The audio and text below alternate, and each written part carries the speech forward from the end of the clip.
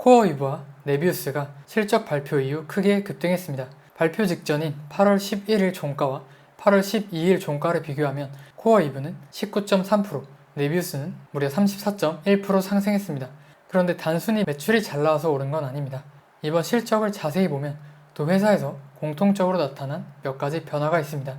그리고 저는 이 변화가 곧 실적을 발표하는 아이렌을 볼 때도 굉장히 중요하다고 생각합니다. 코어이브와 네비우스에서 시장이 무엇을 확인했는지 하나씩 살펴보겠습니다. 코어이브의 2분기 매출은 25억 7,500만 달러, 전년 대비 112% 성장했습니다. 다음 분기 매출 가이던스 중간값은 약 35억 3천만 달러, 올해 매출 가이던스도 124억에서 132억 달러로 상향됐습니다. 저는 매출보다 수익성을 중요하게 봤습니다.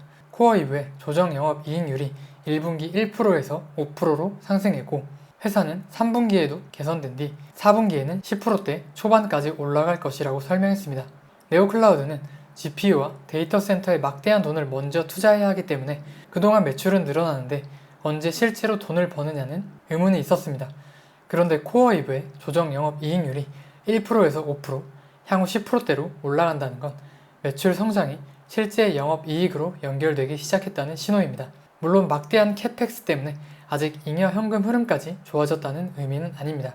코어이브의 매출 백로그도 지난 분기 994억 달러에서 1042억 달러까지 늘었습니다. 네비우스는 성장 속도가 더 가파릅니다. 매출 5억 8,200만 달러, 전년 대비 무려 454% 성장했고 조정 EBITDA는 2억 3,600만 달러로 시장 예상 약 1억 6,900만 달러를 크게 웃돌았습니다. 네비우스의 IPO는 375억 달러입니다.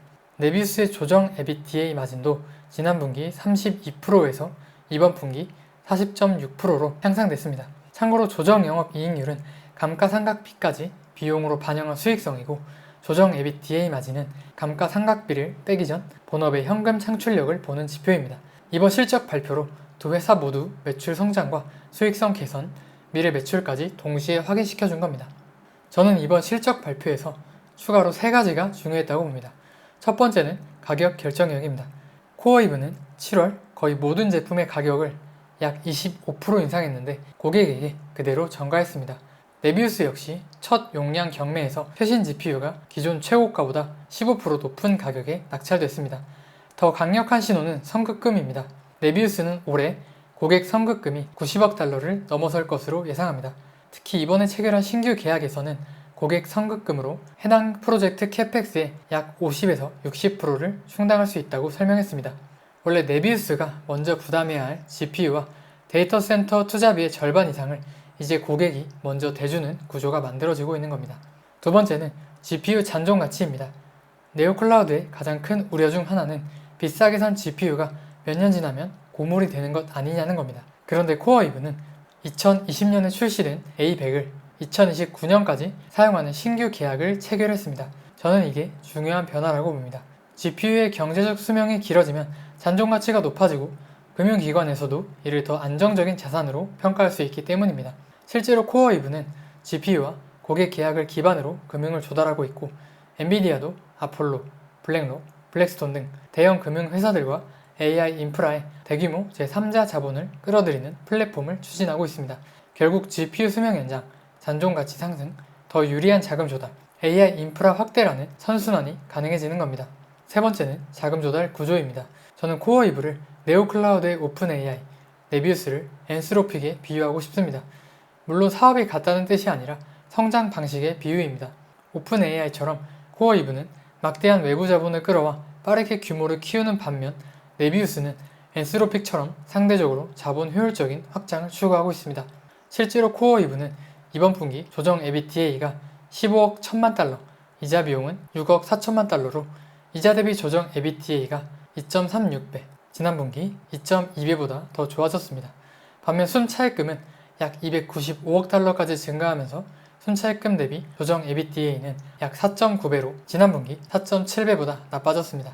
참고로 이자 대비 조정 EBITDA는 숫자가 커질수록 좋고 순차입금 대비 조정 EBITDA는 숫자가 작아지는 게 좋습니다. 이는 즉 코어이브가 이자를 감당하는 능력은 좋아졌지만 그보다 더 공격적으로 돈을 끌어와 투자하고 있다는 것을 의미합니다. 실제로 코어이브는 1분기에 올해 캐펙스를 310억에서 350억 달러로 예상했는데 이번 2분기에는 350억 달러에서 390억 달러로 다시 상향했습니다. 두 숫자가 동시에 좋아지기 시작한다면 코어웨이브가 단순히 빚을 내서 성장하는 단계를 넘어 성장한 사업 자체가 부채 부담을 흡수하기 시작한다는 의미가 됩니다.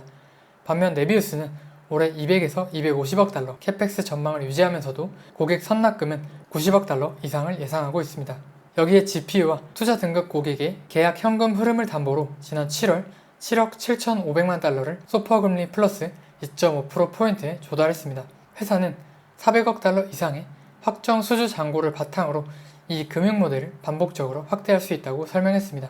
즉 코어웨이브가 부채와 캐펙스를 늘려 확장한다면 네비우스는 고객 선납금으로 자기 자본 투입을 줄이고 우량 계약을 다시 금융 조달에 활용하는 구조입니다.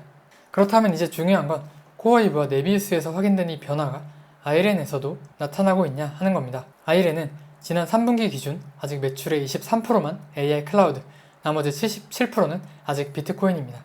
하지만 이미 엔비디아 34억 달러 계약과 최대 21억 달러 규모의 투자권, 마이크로소프트 97억 달러 계약, 그리고 5기가와트 전력 파이프라인을 확보했습니다.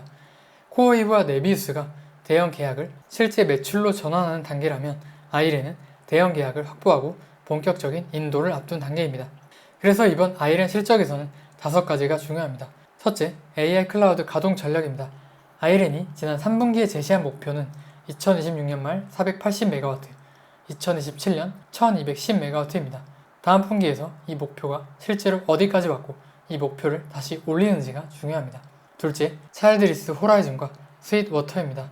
마이크로소프트 물량이 들어가는 차일드리스가 예정대로 인계되고 있는지, 그리고 200MW 베라루빈 사이트인 스윗워터가 얼마나 진척됐는지 봐야 합니다. 셋째, 5기가와트 전력 파이프라인입니다. AI 데이터 센터의 최종 병목은 결국 전력입니다. 5기가와트가 더 늘어나는지가 장기 성장의 상한을 결정합니다. 넷째, 연말 ARR 목표인 40억 달러 이상에서 더 올라가는지입니다. 현재 약 85%가 이미 계약되어 있기 때문에 추가 계약뿐 아니라 실제 GPU 인도와 매출 전환 속도가 중요합니다. 마지막은 선급금과 자금 조달입니다.